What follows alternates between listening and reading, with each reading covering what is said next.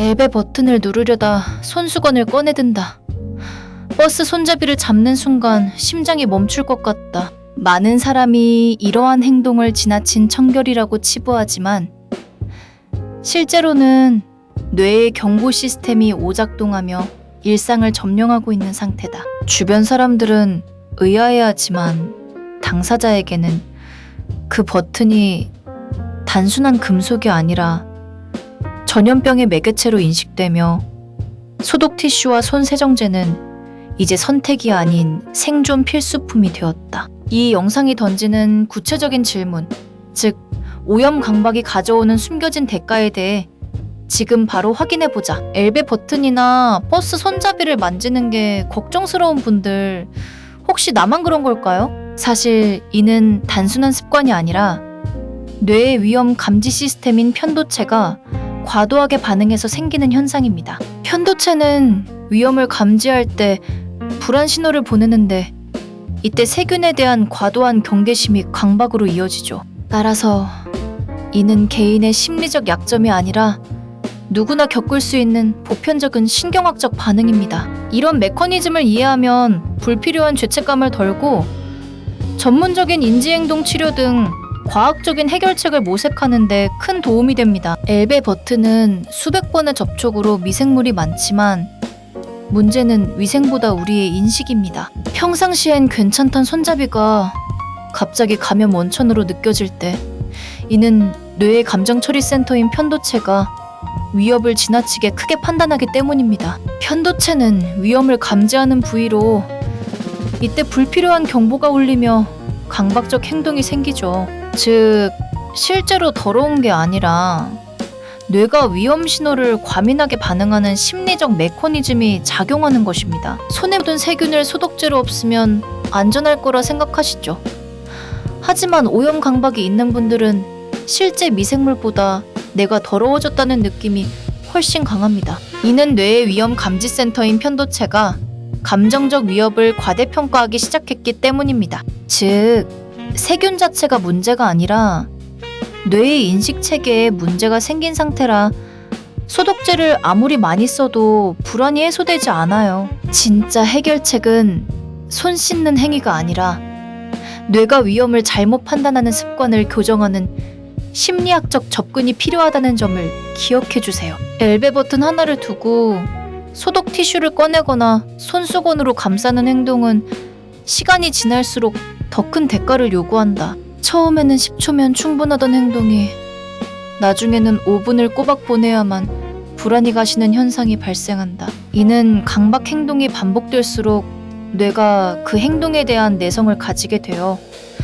더 많은 시간과 에너지를 소모해야만 같은 수준의 안도감을 얻게 되는 악순환에 빠지기 때문이다. 결국 일상생활 자체가 이 작은 행동에 의해 점령당하게 된다. 손에 묻은 세균을 없애기 위해 소독제를 뿌리는 것은 일종의 일시적 도피일 뿐이다. 실제로는 손에 묻은 미생물을 완전히 제거하는 것이 불가능할 뿐만 아니라 오히려 과도한 소독이 피부 장벽을 손상시켜 외부 유해 물질이 더 쉽게 침투할 수 있는 환경을 만든다. 오염 강박이 있는 사람은 이 역설적인 사실을 인지하지 못한 채 피부 건강을 해치면서도 불안감만 키우는 결과를 초래한다. 진정한 청결은 과도한 제거가 아니라 균형 있는 관리에서 시작된다. 오늘 퇴근 후 엘리베이터를 탈 때 손수건이나 소독 티슈를 꺼내지 않고 버튼을 직접 눌러보라.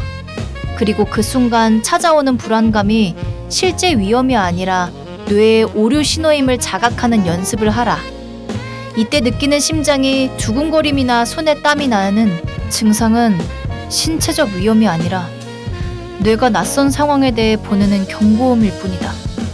이 신호를 무시하고 참는다면 뇌는 점차 버튼을 만져도 안전하다는 사실을 학습하기 시작한다. 대부분 오염 강박은 선천적이라 생각하지만 사실은 학습된 습관이라 충분히 고칠 수 있어요. 뇌는 변할 수 있는 능력이 있으니 불안한 대상을 꾸준히 노출시키면 뇌의 경보 시스템인 편도체가 더 이상 위험이라고 신호를 보내지 않게 돼요. 무서운 영화를 여러 번 보면 처음보다 덜 무서운 것처럼 반복된 경험으로 뇌가 그 대상을 안전하다고 인식하도록 재설정하는 거죠. 즉, 억지로 참는 게 아니라 올바르게 노출하며 뇌의 반응을 훈련하면 자연스럽게 강박에서 벗어날 수 있습니다. 잠깐, 영상이 도움이 됐다면 구독과 좋아요 한 번씩 부탁드립니다.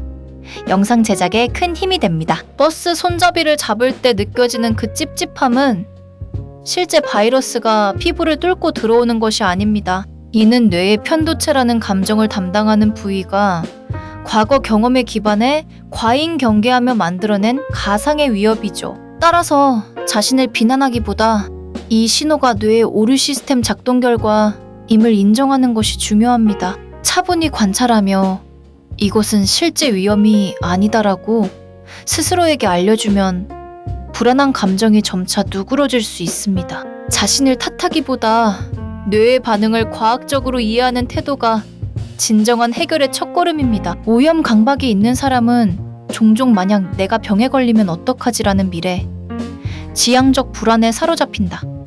하지만 데이터는 우리를 보호해준다. 실제 병원 환경이 아닌 일상 공간의 버튼에서 감염될 확률은 통계적으로 극히 미미하다. 뇌가 과잉 반응하는 위험과 실제 통계가 보여주는 위험 사이의 괴리를 인식하는 것이 중요하다.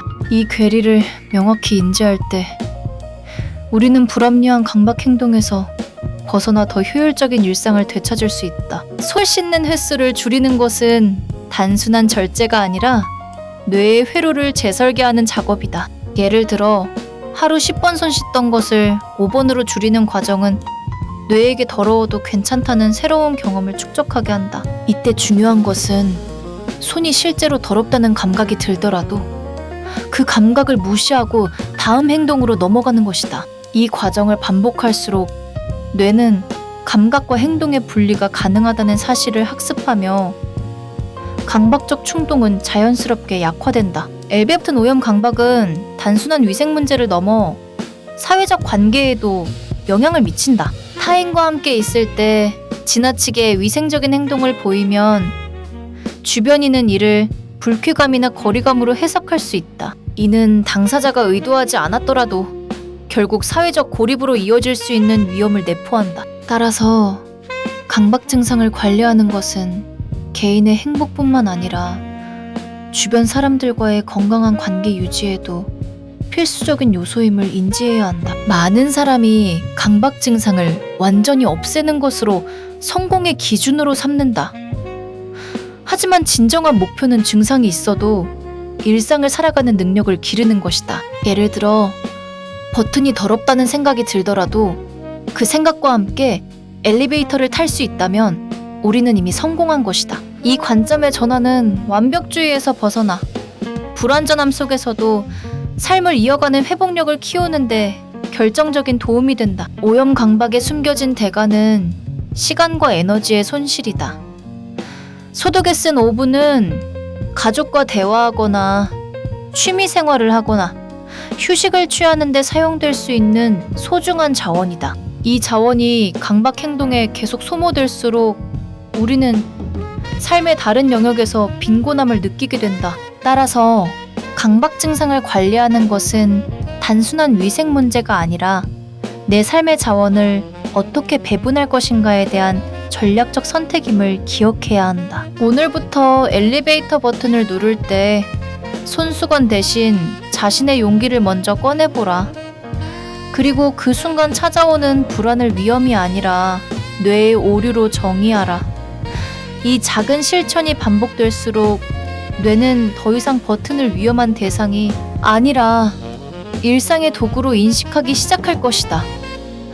우리는 완벽하게 깨끗한 세상을 만드는 것이 아니라 불완전한 세상 속에서도 평온함을 찾는 법을 배울 수 있다. 엘베프튼 오염 강박이 가져오는 숨겨진 대가는 우리의 시간과 관계, 그리고 삶의 에너지다. 하지만 이를 인지하고 작은 실천을 시작한다면 우리는 강박의 노예가 아닌 자신의 삶을 주체하는 사람이 될 수 있다. 오늘부터 손수건 대신 용기를 꺼내어 뇌의 오류 신호를 차분히 넘겨보는 연습을 해보시길 바란다.